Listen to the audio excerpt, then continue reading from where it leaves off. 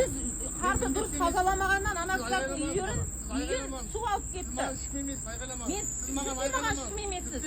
Сіз де маған ешкім емессіз. Яғни әкімшіліктен шықпайсыз сіз. Бизнесменмін.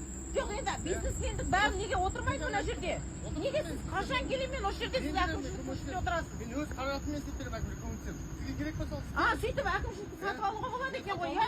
Сатып алғансыз ғой, себеп постоянно. Сіздің мына мәселеңіз осы жерде тұрады, постоянно. Мен 5 рет келдім, 5 реттен сол әкімшіліктің үстінде жүресіз. Мен сізге айтамын. Мен осы 4 машина бар. 4 квартирам бар, 10 коттеджім бар. Сіз керек па?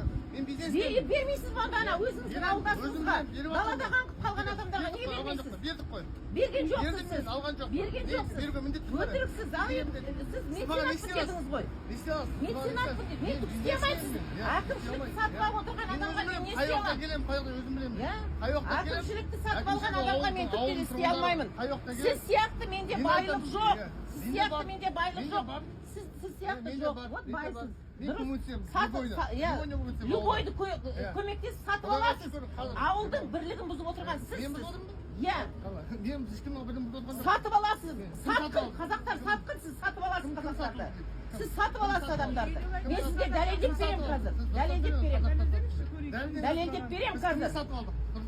Сатып алған адамдарыңыз тұрады қасыңызда. Айтқан жоқпын мен. Видео айтқан жоқпын. Әкімшілікке қатысым жоқпын. Алло, сатып алғанын дәлелдеңізші бұл жерде.